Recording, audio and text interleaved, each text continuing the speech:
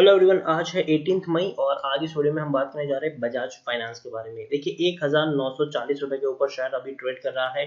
आज 7% की भयंकर गिरावट आई है। आज अगर हम बात करें तो पूरा एनबीएफसी सेक्टर भयंकर क्राइसिस से गुजर रहा था। सारे फाइनेंस रिलेटेड शेयर में एक बहुत बड़ी हमें आज गिरावट देखने को मिली है और कुछ शेयर्स तो भैया 20% तक भी टूट गए हैं आज। तो इस वीडियो में हम बात करेंगे कि जब बजाज फाइनेंस इतने कम प्राइस के ऊपर जब अवेलेबल है तो क्या खरीदारी करने का सही मौका यहाँ पर है कि नहीं। तो देखिए, वीडियो को शुरू करो उससे पहले अगर आपने अपने चैनल को सब्सक्राइब नहीं किया तो प्लीज अभी इसे सब्सक्राइब कर लीजिए, क्योंकि आगे भी बहुत सारे वीडियोस हैं जो आपको काफी ज्यादा हेल्प करेंगे। तो चलिए शुरू करते हैं। तो जैसे कि आप देख सकते हैं कि 1940 रुपए के ऊपर शेयर ट्रेड कर रहा है। पिछले एक महीने की हम बात करें तो पिछले एक महीने में बजाज फाइनेंस में 15 से 16% की गिरावट देखने को मिली है। अब देखिए यहाँ पर 2300 रुपए के ऊपर शेयर था, गिरावट आई 1975 रुपए तक गया, फिर तेजी आई 2300 पर पहुंचा, वापस गिरावट आई 2000 तक गया, वापस तेजी आई, वापस गिरावट आई, वापस तेजी आई और अब वापस भयंकर गिरावट आई है यहाँ पर। वापस अगर हम बात करें 1975 रुपए का जो लो बनाया था उसको भी तोड़कर अब 1940 रुपए तक शेयर पहुंच चुका है। पिछले एक साल की हम बात करें तो एक साल का भी सबसे बड़ा लो जस्ट अभी बना है 1940 रुपए। 4880 रुपए से गिरता हुआ ये शेयर नीचे आया है और ये गिरावट बहुत बड़ी है यहाँ पर। 3 साल की अगर हम बात करें तो 3 साल में 47% का ग्रोथ जरूर है। इससे पहले आप देखिए 1223 रुपए के ऊपर शेयर था, तेजी आई, गिरावट आई, बहुत बड़ी रैली आई, फिर उतनी बड़ी गिरावट आई, फिर बहुत बड़ी रैली, फिर गिरावट, फिर तेजी, फिर गिरावट, फिर तेजी। तो देखिए जब जब बड़ी गिरावट आई है तब शेयर ने बाउंस बैक भी किया है। लेकिन इस लेकिन अभी की जो सिचुएशन है वो भी आज से पहले कभी नहीं आई थी। आज से पहले भैया कोई 1-2 महीने तक लॉकडाउन में नहीं रहा था। आज से पहले ऐसा नहीं था कि भैया आप घर से बाहर भी नहीं निकल सकते, आप अपना बिजनेस भी नहीं कर सकते। इससे पहले जो गिरावट थी वो कुछ और थी, अब जो गिरावट है वो पूरी अलग है यहाँ पर। ये हमें यहाँ पर समझना होगा। अब देखिए लार्ज कैप स्टॉक है, 1,23,000 करोड़ से भी ज्यादा का इसका मार्केट कैप है लार्ज, और 1 करोड़ से भी ज्यादा का इसका वॉल्यूम ट्रेड हमें देखने को मिल रहा है। शेयर होल्डिंग की अगर मैं बात करूं तो प्रमोटर जो है वो अपनी होल्डिंग को इंक्रीज कर रहे हैं। 56.15% की होल्डिंग थी, अब वो 56.20% की होल्डिंग है।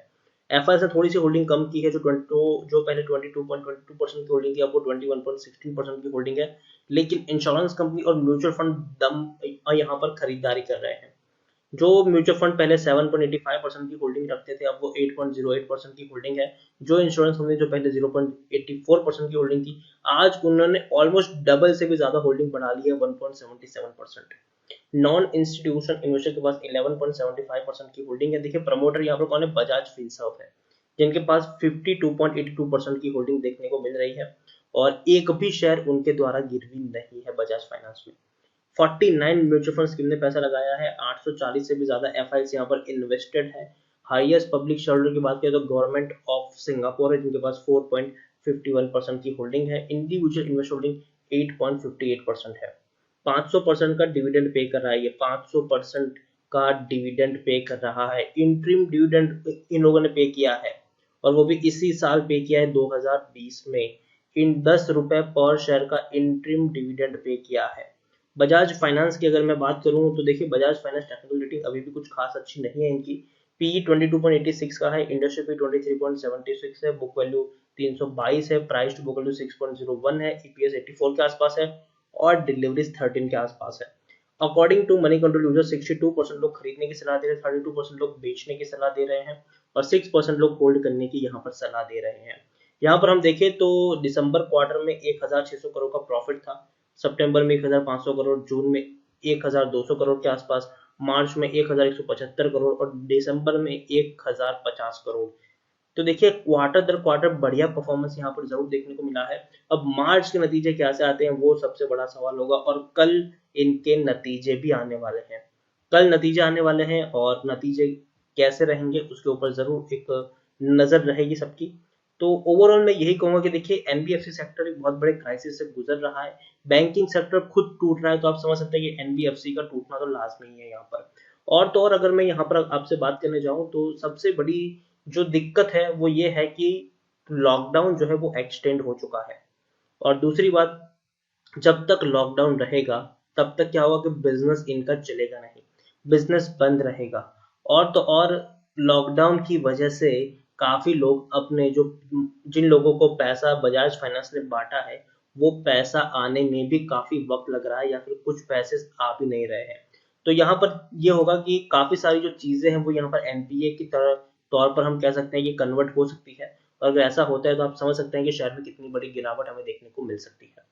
ओवरऑल मैं यही कहूंगा कि बजाज फाइनेंस एक बहुत ही दमदार शेयर है। ये वो शेयर है जिस पर आप लॉन्ग टर्म का दाव खेल सकते हैं। अगर गिरावट आई भी है तो वापस से ये बाउंस बैक कर लेगा। अगर मैं आपको यहाँ पर होल्डिंग भी दिखाने की कोशिश करूँ तो आप समझ जाएंगे कि प्रमोटर खुद से शेयर खरीद रहा है, म्यूचुअल फंड भी खरीद रहा है, इंश्योरेंस कंपनी ने तो डबल कर दी है अपनी होल्डिंग। तो मैं यही कहूंगा, देखिए बजाज फाइनेंस के ऊपर इससे पहले भी मैंने वीडियो बनाए थे और मैंने कहा था कि अगर आपको बजाज फाइनेंस में खरीदारी करनी है तो आप एसआईपी मोड में खरीदारी करो।